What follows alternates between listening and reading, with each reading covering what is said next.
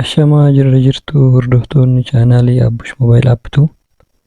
Har'a immoo akkaataa loogoo itti hojjennu. Loogoo suuraa keenya wal qabsiifnee loogoo baay'ee bareedaa ta'ee fi miidhagaa ta'e akkaataa itti hojjennu isinitti agarsiisa. Sooftiweerii tokkollee osoo hin fayyadamne appilikeeshinii Pixel Lab kan jedhu kana qofa fayyadamne haala kamiin loogoowwan baay'ee bareedaa ta'anii fi miidhagaa ta'an loogoowwan akka amma iskiriin irratti argaa jirtan kana haala kamiin salphamatti appilikeeshinii Pixel Lab kan jedhamu kana fayyadamnee akkaataa itti hojjechuu dandeenyu isinitti agarsiisa. Viidiyoo kana like gochuudhaan eegalaa. Na faana bu'aa.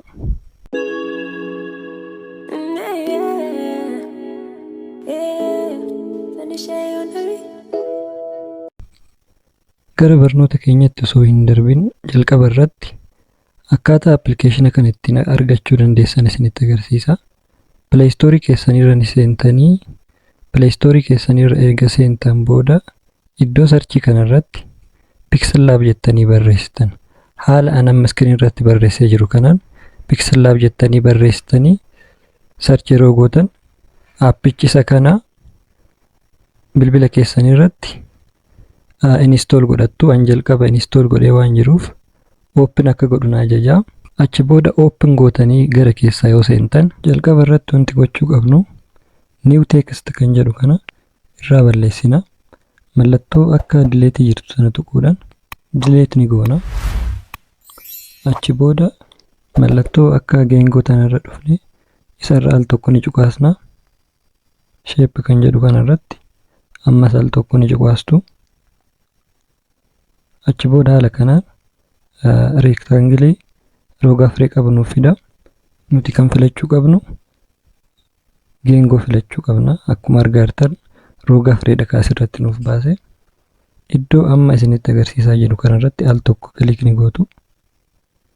Achi booda geengoo tana fudhannee dhufna. Geengoo kanarratti al tokko kilik ni goona. Achi booda geengoo kana quba keessanii harkiftanii ni bal'istu. Haala kanaan akkatti bal'istanii achi booda akkan ol buttanii stroke width kan jedhu ni jira. Stroke width kan jedhu kana 10 hanga 15 ol ni guddiftu. 15-16 irra ta'ullee rakkoo hin qabu. Achi booda right irratti goona. Amma shape tokko fidannee jirra. Ammas iddoo duwwaa kanarratti al tokko kilik gootanii ammas shape kan jedhu kanarratti kilik goona. Ammas rectangle tokko fidannee dhufna. Ammas geengoo filanna. Iddoo kanarratti kilik ni gootu. Achi booda ammas geengoo kana fudhannee deebina jechuudha. Geengoo kanarratti kilik gootan booda achi booda opacity iddoo opacity jedhu kana akkuma argaa jirtan 100 irra jira. 100 irraa duwwatti deebifna. Opacity kana duwwarratti deebifna. Ammas akkana gad deemne stroke width kan jedhu 15 hanga 16 irra godhanna jechuudha. Haala kanaan duratti ooftanii hanga 16 irra kaawwattu. Achi booda right ni gootu. Ammas akkana harkiftanii geengoo kana haala kanaan wal gubbaa keettanii haala kanaan akkatti wal gubbaa keenna. Ammas akkatti sirreeffanne booda iddoo duwwaa kanarratti kilik goone ammas shape kan jedhu kanarra kilik goone ammas geengoo sadaffaa fidannaa kan suuraa keenya keessa galfannu geengoo sadaffaa fidannaa. Geengoo kanarratti kilik ni goona. Achi booda opacity isaa kana opacity isaa 100 irra jira. Duwwarra keenna. Achi booda akkan ol bunnee stroke width kan jedhu san 10 hanga 15 irra kaawwanna jechuudha.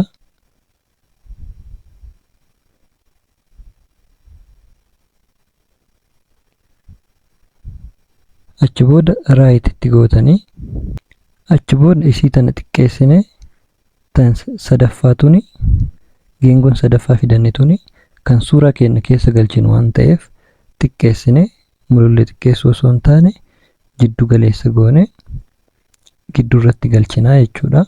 Haala kanaan gidduu irra kaawwattanii amma akka kanatti egaa qopheeffanne booda amma sarkilii adii kana bifa isaa jijjiiruu qabna jechuudha. Akkana gamana bunne gamana ooftanii iddoo kalar jedhu kanarratti kalar kan jedhu kana oon taasiftu haala kanaan bifa gurraacha irra goona. Achi booda bifa gurraacha egaa filanne booda irratti raayit goona. Sarkiliiwwan sadanuu dhukatanii jiran jechuudha. Amma tokko tokko isaatiin haala kana irratti tuuxanii ammas bifa isaanii jijjiirra jechuudha. Kalar kan jedhu kanarratti al tokko kilik gootanii haala kanaan kalarii isaa ammas adii filanna. Raayit irratti goona. Ammas kan itti aanu irratti kilik gochuudhaan kalar kan jedhu kana tuu'ine kalarii isaa adii irratti deeffanna. Achi booda raayit goona. Achi booda maal goona? Wal qixxeessina. Geengoowwan kana akka sirrii ta'ee wal qixxaa'uuf wal qixxeessina. Akkana gamana bunne kana oofne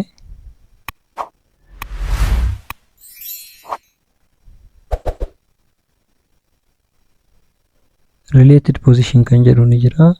Mallattoo xiyya afurii ofirraa qabdi. Ishee tanarratti al tokko kilik ni goona.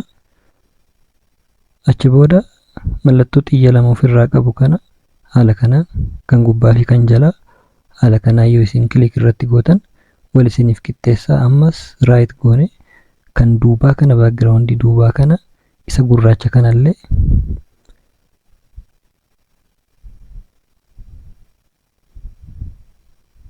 relative kanarra dhufne relative position kan jedhu kanarra dhufne isallee wal qixxeeffanna akka sirrii nu dhufuuf jechuudha. Kilik haala kanaan kilik irratti gootanii mallattoo xiyya lama ofirraa qaban kana gubbaa fi jala haala kanaan kilikii irratti gootan wal qixxeesse isiniif kaa'a jechuudha. Achi booda raayit gootu. Amma geengoowwan kun akka hin sochooneef mallattoo amma xiyyaan isinitti agarsiisuu jiru kanarratti kilik gootanii achi booda mallattoo akka qulfii kan jiran kanarratti kilik gootu. Sadan irrattu kilik gootu. Achi booda iddoo kanarratti kilik gootaniif duuba deebitanii kana booda maal goonaa? Iddoo mallattoo pilaasii tanarra dhufne teekst kan jedhu kanarratti kilik goone maqaa yuutuubii keenyaa irratti barreessina. Maqaa keenya maqaa yuutuubii keenya irratti barreeffanna. Achi booda mallattoo akka qalamaa tanarratti al tokko kilik ni goona. Achi booda niiw teekst kan jedhu kan irraa balleessine maqaa keenya irratti barreessina.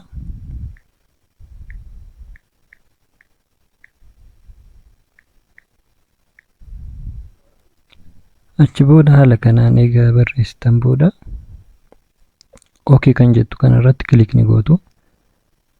Ammas gara jalaa kanaan ammas iddoo mallattoo ida'uu qabdu tanarratti kilik goone teekst kan jedhu kanarratti kilik ni goona. Iddoo mallattoo qalamaa qabdu tanarratti kilik ni goona. Achi booda niiw teekstii kanarraa balleessine YouTube channel jedhee barreessa.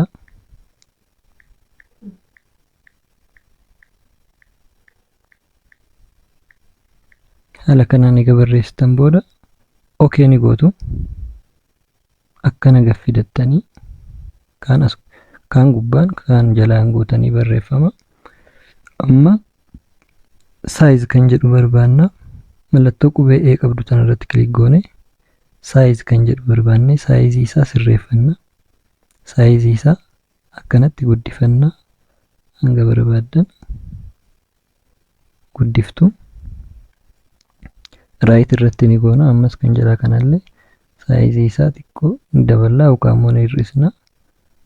Haala kanaan achi booda raayit irratti gootanii amma font kan jedhu barbaaddanii fonte isaa barreeffama istaayila barbaadan irra kaawwattanii fakkeenyaaf isa kanaa filadhu. Achi booda okay ni godha. Ammas style kan jedhu kanarra tuqne mallattoo qubee B kanarratti click ni goona. Qubee bareechisuudhaaf achi booda right ni goona. Kan gubbaa kanallee fonte isaa ni sirreessina. Fonte isaa ammas isuma kana filadha. Achi booda okay ni goona. Ammas style kan jedhu kana qubee B kan jedhu kanarra kaawwanna. Right ni goona. Achi booda haala kanaan barreeffama eega sirreeffanne booda akkana bunnee curve kan jettu kanarratti click goona. Curve kan jedhu kanarratti click goone curve kan jedhu kana haala kanaan akkana duubatti yoo deebistan barreeffama jallatee akka geengoo keessatti nuuf galu taasisa jechuudha. Achi booda right goone barreeffama kana as keessatti bareechifne galchuudhaaf yaalla jechuudha.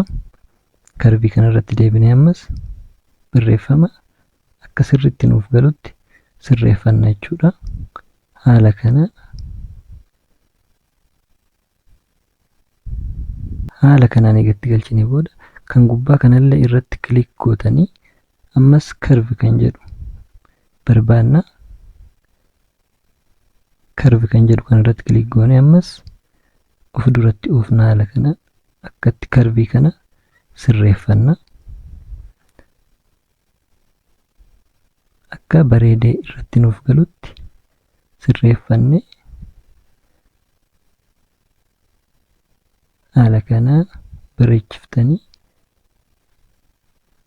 irratti galfattu.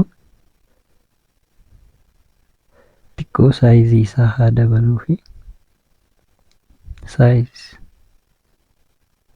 isaa xiqqoo dabalee right. Achi booda curve irratti deebina. Achi booda curve kana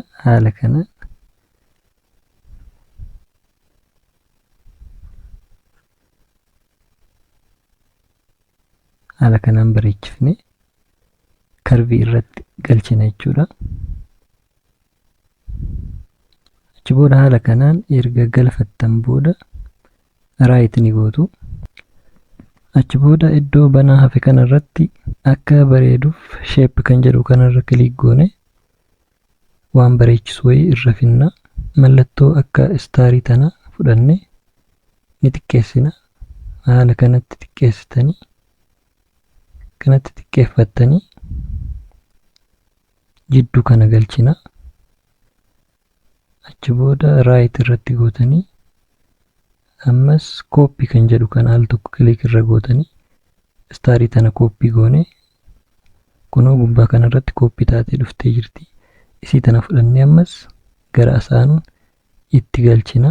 Haala kanaan amma loogoon hojjenne kun akka hin sosochoone walirratti hidhuu qabna.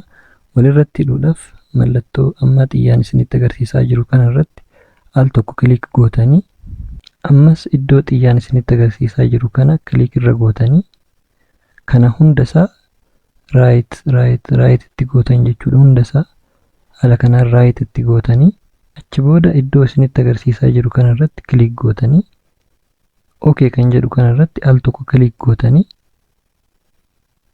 ammallee bakka kana tuqxanii of duuba deebitanii amma akkuma argaa jirtan walirratti hidhamee jira jechuudha. Addaan hin sosocho'u, walirratti hidhamee jira jechuudha. Haala kanaan yoo sosochooftan addaan hin bahu jechuudha. Walirratti hidhameera. Achi booda gamana bunnee haala kanaan akkana ooftanii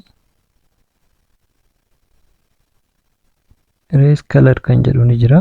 Isarra al tokko click gootanii akkuma argaa jirtan off irra jira. Haala kanaan ni ibsinaa fi on goona jechuudha.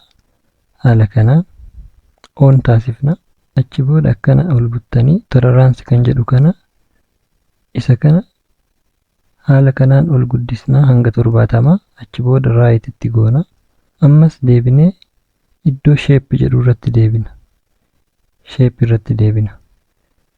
Shape kan jedhu kanarratti al tokko click goone halluu isaa amma gurraacha filanna. Gurraacha irra kaawwanna. Achi booda haga dhumaa ni xiqqeessitu. Hanga dhumaa ni xiqqeessitu. Akkatti haala kana hanga dhumaa ni xiqqeessitu. Achi booda raayit irratti gootu. Ammas iddoo xiyyaan isinitti agarsiisaa jiru kanarra dhuftanii ammallee iddoo xiyyaan isinitti agarsiisaa jiru kanarratti kilik gootanii ammas raayit irratti gootanii ammas iddoo xiyyaan isinitti agarsiisaa jiru kanarratti kilik gootanii OK ni gootu. Duubatti deebinaa iddoo kanarratti kilik goone.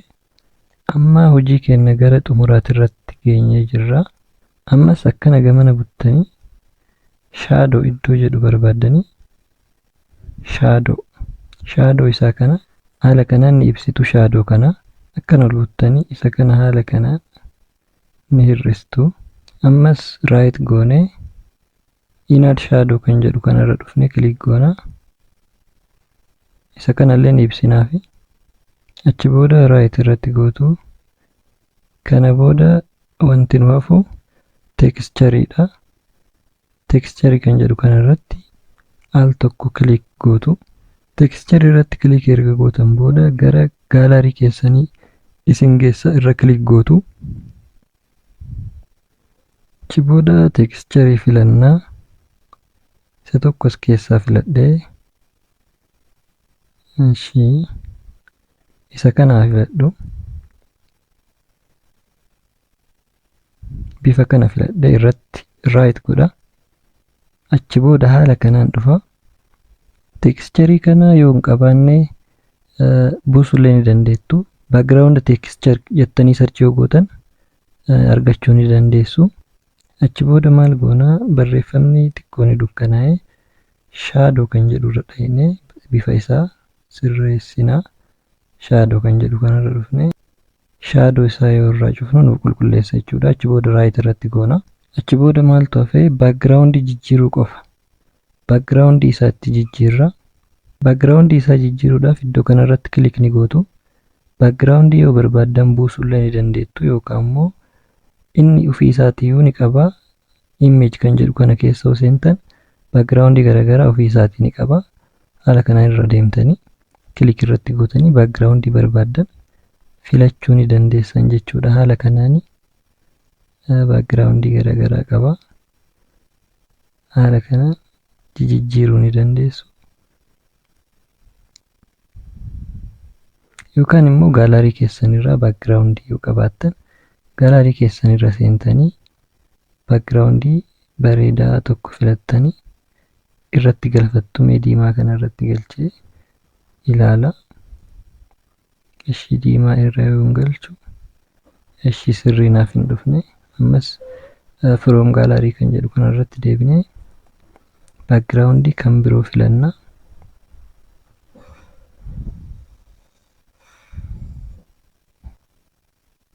Ishii baakgiraawundii adii kanaa filadhu. Ishii raayit. Ishii isuma kanaan haa ta'u. Anamma isinumatti agarsiisuudhaaf malee isin bifa bareedaa ta'een hojjechuu ni dandeessanii. Anamma isinirraa gabaabsuudhaaf isuma kanaan isinitti agarsiisa. Kana booda wanti nu hafe suuraa keenya qofa itti galchuudhatu nu hafe. Suuraa keenya itti galchuudhaaf iddoo mallattoo pilaasii kanarratti kilik gootanii achi booda from gaalarii kan jedhu kanarra kilik ni gootu. Achi booda suuraa keessan kan barbaaddan filattanii anamma suuraa kana irra filadhee geengoo kanarra kaawwannaa akka bareedee itti nuuf galuuf. Achi booda haala kanaan xiqqeessinee irraa murree fidanna jechuudha. Haala kanaan xiqqeessinee raayit irratti ni goona. Achi booda akka kanatti xiqqeessinee haala kanaan xiqqeessinee irratti galfanna jechuudha. Haala kanaan amma wanti nu hafe hin jiru. Loogoo keenya kireet goonee xumurree jirra jechuudha. Achi booda haala kanaan kireet goonee erga xumurree booda iddoo mallattoo amma xiyyaan isinitti agarsiisaa jiru kanarra kilik goonee achi booda save as image kan jedhu kanarra kilik ni goona. Mallattoo xiyyaan isinitti agarsiisaa jiru kanarra kilik goonee kwaalitii isaa altira kan jedhu kanarra kaawwanna, kan xumurarra jiru kana altirarra kaawwanna. Achi booda save goona jechuudha. Save kan jedhu kanarra click goone haala kana save nuuf godha. Xumurree jirra jechuudha. Loogoo create goone xumurree jirra. Haala kanaan daqiiqaa gabaabduu keessatti loogoo keenya create goonee jirra. Warroonni channel kana haarawaa taatan subscribe gochuudhaan maatii keenyatti dabalamaa. Hanga sagantaa biraatti walitti deebinutti turtii gaarii nagaan tura.